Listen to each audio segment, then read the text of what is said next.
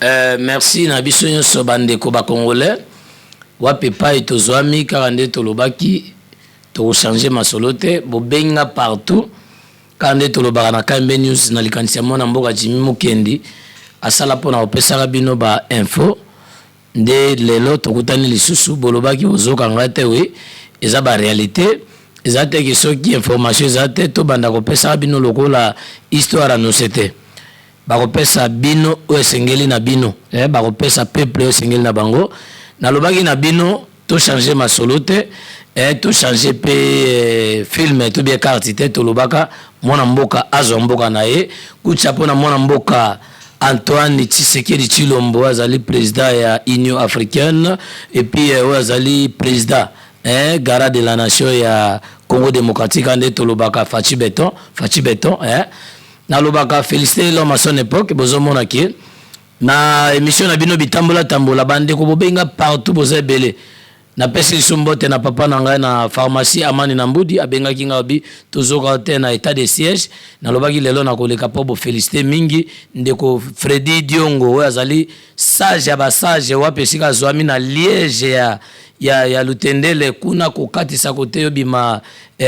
Chikapa ndenge na babenga quartier wana foire ndenge azali kosala pe misala pona lokuma mboka atonga Liège kuna esika wapi babenga nga lisuko sangana bango na pesi bino nyonso bolandi malamu na lisusu ko bisabino ke bo féliciter état de siège ya mona mboka Antoine Fachi Beton ndenga sali eloko état de siège eza malamu parce que to mona ki est wana elinga ko belisa biso ba estomac to ko boma biso na lobaka chaque fois na rapport mapping ne bolobaki na ngaki to solo la makambo yango ya rapport mapping bolobaki rapport mapping olalisi yango nde na bite mokonzi mboka azaka moko soki alobi tokolanda tokaki message ke akoloba alobaki et puis alobaki nzamba benir Congo a benir pe basali ya musala Congo eza mwana mboka après Joseph Kasavubu kolobelaka makambo ya bonzambe kati na misala ya leta ezali Antoine Tshisekedi Tshilombo Fachi Beton Fachi Beton o lelo bana mwanda boma matadi babengi nga balobi no ezalaki na biloko mo ba maguye moko na mabongo na bango ba port wana pona ba container ebele ba chinois bafutaka douane te taxi te ba ko sutuka ka boye Fachi Beton a décanter ba situation na nyonso to lobela ngwa minute muke ka nde to mesana na bino to so lobela makambo état de siège to yoki ndenge ba pesi ba kambi ya armée mibale na la police mibale ko eba kotia penza kimia na ba nungu ezali koleka na bamboka este kuna mibale to senga kibongo eloko ezoka musa bande ko babenga to pesa na félicitation na mona mboka Fachi Beton ndenga sali kanisi wana papa zalaka bongo tanga yoki na mopanzi kuna ndako makelele ezali ifo aboma moto wana mutabo yango azate ndenge bino moko peuple congolais bobenginga ba petit nanga chédea bangilo libolobi na lobela kulutu Martin Fayulu botuninga question na makomi na bino na senga bokomelanga va kolekana na plateau bolobi mwana mboka Fayulu bandeko na ye ya lamuka na ena muzito po lamuka ezami bale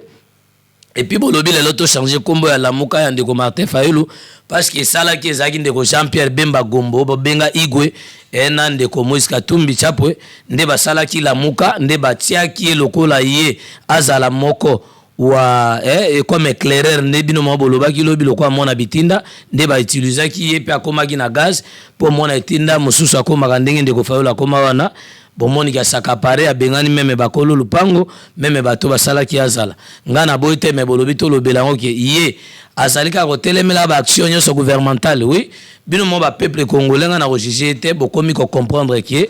mwana mboka Fachi Beton a un état de droit aye na réforme ebele ya RDC biso na bino toza conscient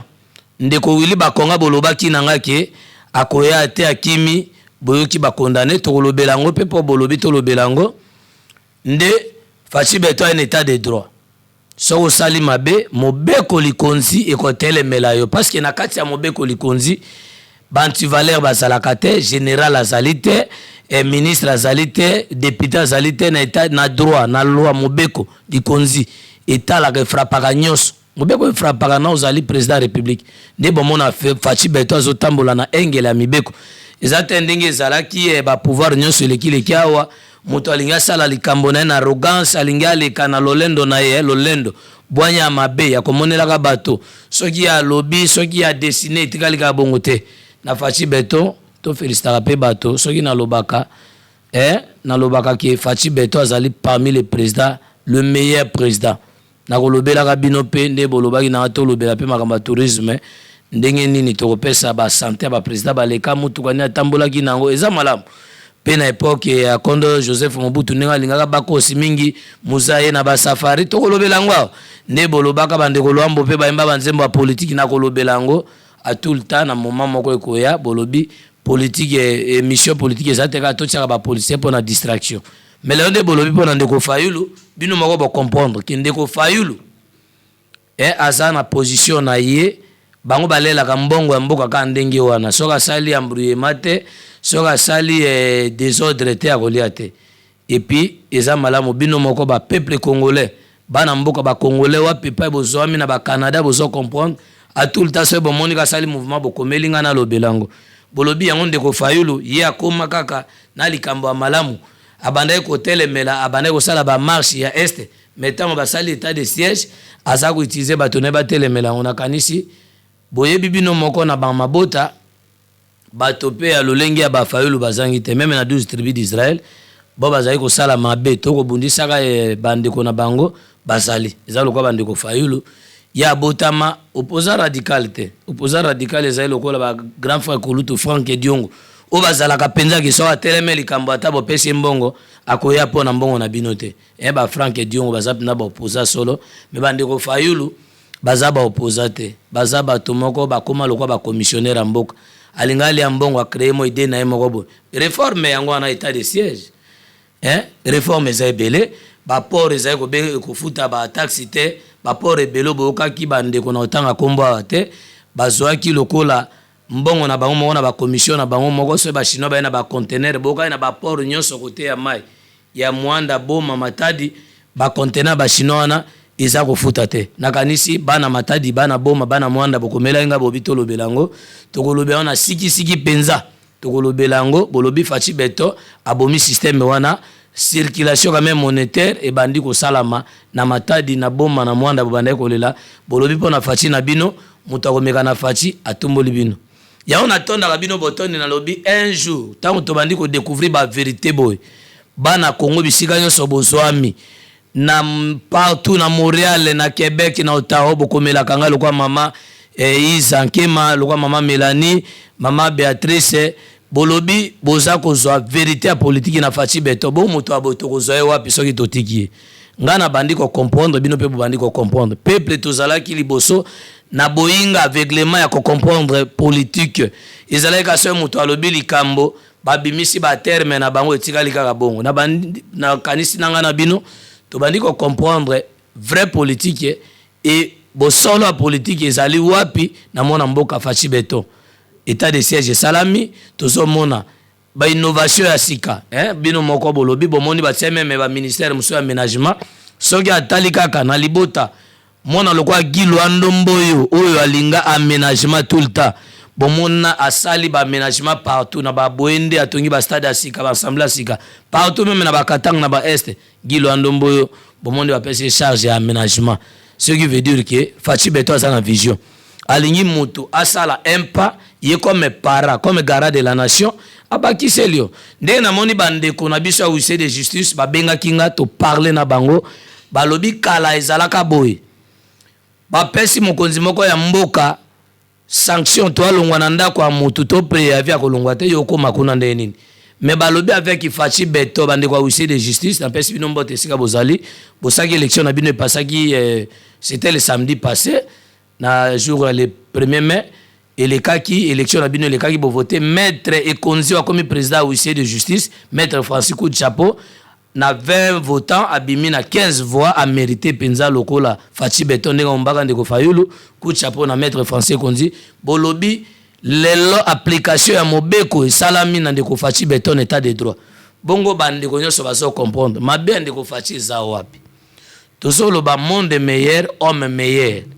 soki lelo tosenga ki démocratie natango ezaki Kondo Etienne Tshisekedi wa Mulumba abeta sete alobela makambo ya démocratie na mboko abundana ba papa na biso Frédéric Kibasa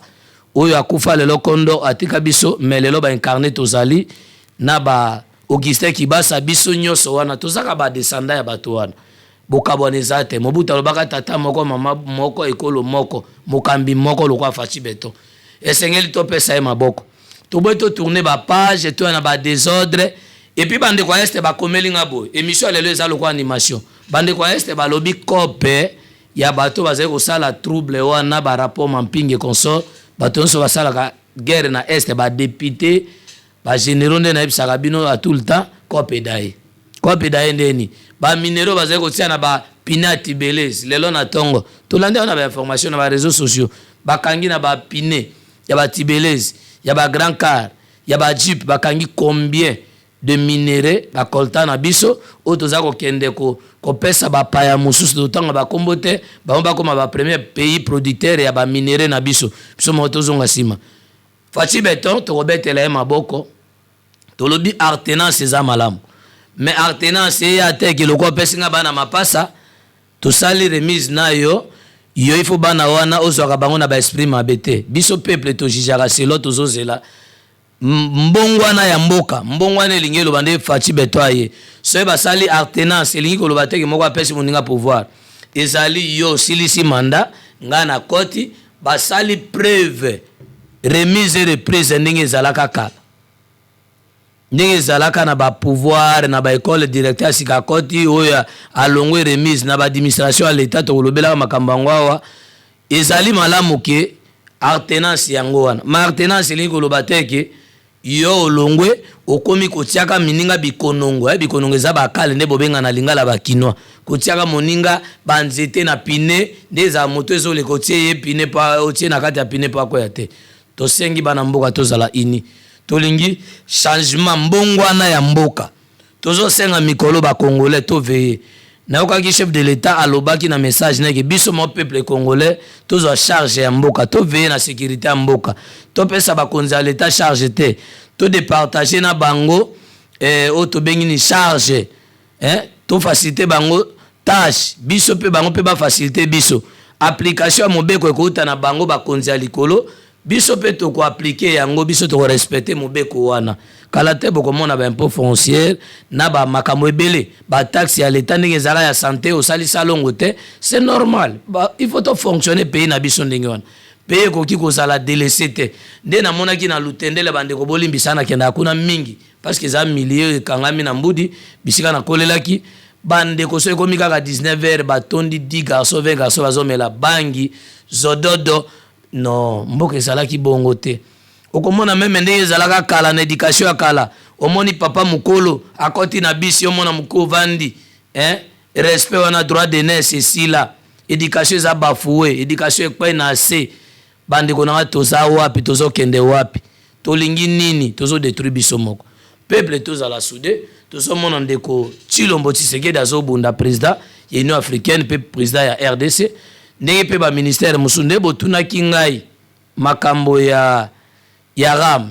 na sengeli koyekola yango malamu penza sikisiki bona koya ko expliquer parce que tozo senga lelo banzela ekufi parfois ide ya ram wana ekobima pona impôt ya kofuta la taxe ya l'état ndenge sengi pona kosala pe banzela na tongo na kate ide nyonso ezaka mabe na debi mboka tonga makana développement et ce qui développement wana bakonzi ya mboka bazui mikano miango ya kosala ngo to kritika nano avante parce que nyonso na poto bande ko ba respecta ko futa impôt mais biso wa impôt ekufa to mikana no kotala to kosala ba atelier kozala biso ba pandisango to kozala wana to ko expliquer yango to banda ko finga te mabe na biso ba congolais to banda ko finga likanisa malamu ya mabende to tombolaka ngale le mission lelo ezali animation moko libre nde bolobaki état de siège to lobeli yango kuchapo na mona mboka Félix Tshilombo a raisonné malamu kope ya ba punzi ba yibi ya mboka ekufi na mwende ko moko pe akomela kinga wana dossier ya ndeko Willy Bakonga donc ndeko Bakonga botuninga so ba condamné 3 ans ndeni ni bolobe za façon ya kubomela emoto te l'état kendaka na mutu malembe bato ba ebinga bisika na kendaka soki nazo sola bino nazo beta dam bopesa nga losako ya nkumu somi ya bamongo na lobaka nyongo ya leta esila kapona kokima te conséquence yango wana ya Willy Bakonga za condamné 3 ans soki na ndambo wana ezali débit ya kovandisa na bokimi na ye bafungwe na dossier na ete bozo senga basambisa public et pe aloba na la même na ba chaîne mususu ngolo oui bakosambisa nyongo alete sila na okima te ninga kima ki bakangi bino moko bolandi wana za condamné 3 ans wana babengi yango liboso nde bamekaka supu avangu na français bakoma miko ya 20 à 25 ans ozaka kuna nanga na bino tokolandela pe tokolobela ngwa eloko nazo senga ba congolais anini bozo benga partout ba maluku nazo senga bo s'abonner mingi na KMB News tango boza ko s'abonner na KMB News na émission na bino bitambola tambola na likanisi ya Jimu Kendi na somi ya bamongo Joseph Mokobe bozo landanga bokozanga information te parce que tango boza ko s'abonner nga nazo courage ya kotambola information moko te na état de droit ekorate bino to ekoshape bino nde balobaka na lifalase bokobanda kozwango olamuki na tongo ngingo na lobi et puis bosenga kinga likanisi musuke na banda koyamba pe ba politicien na plateau oui ezali likanisi malamu naza ko régler ba condition bien ba situation ndenge ezalaka na banda koyamba bango na sepela ki papa moko Freddy Diongo naza ko pesa mboka na Liège o aza ko lobake na kende pe ko filmer pa na pe na solo la makambango oui na koya wana na Liège na Lutendele poto so makamamboka ngana lingite ba congolais bozwanga lokola ennemi ya ba kulutu Martin Fayulu te nde bolobi na banda koyamba na kobanda koyamba kana plateau bande konyoso tendance nyos politique tendance nyos bakoyaka na lingine mboka etambola ezala ndenge ndeko Joseph Kabila sénateur en vie asala pe misala tomona alobaka soka za na 15 personnes na gouvernement na wana eseleka bakozonga lisusu te po 15 wana basi bapunza conséquence ba Willy Bakonga toyoka bayiba ebele boloba nana le bela likambo ya ndeko John Numbi na kolobela ngo mokolo aposo nanga na bino tokotia téléphone ouvert tokolobela ngo bokoyoka ngo bino moko na matwe na makutu na bino ndenge likambo ezoleka na bato ba ko intervenir ko benga boloba nana lobela ndeko le tout puissant Kalev kokima nde yango eza solution te na lobaki déjà wa soki moko pe ase senti ke nazamona mboka nakende kosamba na mitele misali boso mibeko ya mboka akoya me kokima azangi na sécurité nanga na bino tozana tina nango te o tozana ona tina ke gouvernement ya ba wario ese bimaki basali pe ya malamu bande kunanga balobi nanga kuna ke tracasserie leki nga moko na oti banda pompage ne bitambo atambola na ota Don Bosco na comme na pompage pour ya ville 1500 na mutuka ministre ya biso ya transport mekana no kotala okoti tolobi teke soko komi ministre aussi si pas signo soka mukolo moko mais il faut que ça l'effort ne fût que un pas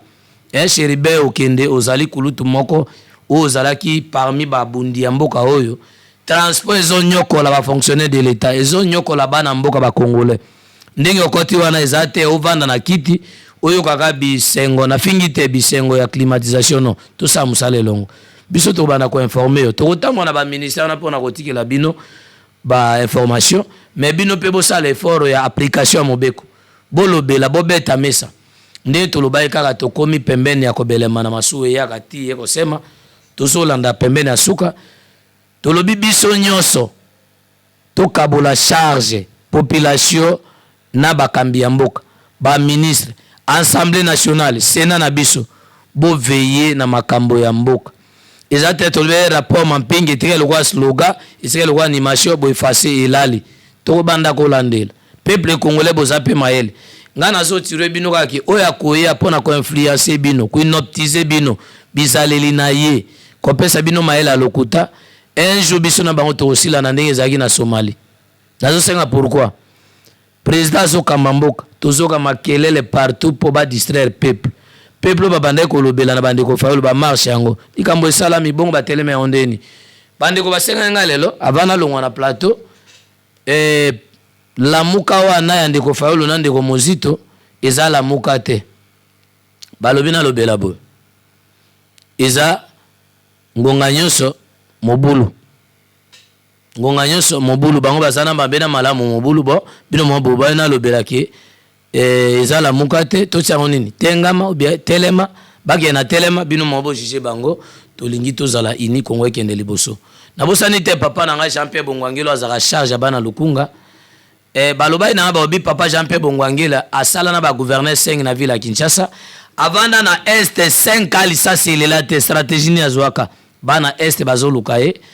azali retraité na armée oyo elekaki oyo za sikoyo baretretaki ye barezo biso toyebi te wana eza cuisine interne armée mais ezala mpe motema mabe quelque part na Congo soko osala malamu bakolinga te mama nanga Sylvie Bongwangele tolobi tozalaka ensemble Congo eza toujours Congo elali te esika nyonso mosala ezali mpo na peuple congolais nde nalobaki biso peuple esenge mokolo ya samedi ya poso ya sabato tosalaka mpe salongo nde toyokokota na elanga bolobi na tolobi ya likambo ya 36 millions mabulu na ville ya Kinshasa wana eza charge ya gouvernement na Gentini Ngobila premier citoyen ya ville ya Kinshasa bakotala likambo wana assemblée provinciale eza te kopesaka bamotion banero mbungu sans cause makambo balobi soki 36 millions mabulu wana eza na ville ya Kinshasa to Kinshasa elingi ezinda toyebuka na toyebi te tolobi émission ezali mpona kolobela vérité émission ya bitambola tambola nazalaki pamba te moto oyo apesaki ngai bomona elongi na ngai na émission ya lelo le 5 ezali papa Timothée Kaembe na nzela bilili ezalaki Hervé Nzaka oyo abino mwana oyo asalaka ke bomona nga nakufi te Yesu mpe azongi nano te tokopesanaka makambo ya solo meloko eza liboso nini papa Simon Kimbango alobaka de testament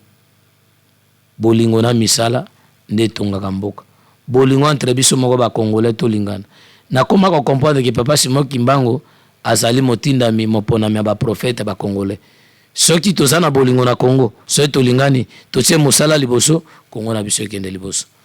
na bosani te yanga molongani il faut na pesa mbote mama Esther Bangwa Buchilomba mosi na ngai mama bana na ngai esiko ozali kimia na bana Congo ekotambola na esengo nyonso ezate ba journaliste baza pona ko modire Congo te wana baza ba congolais te baza ba faux congolais tokutani mukoleko ya ciao.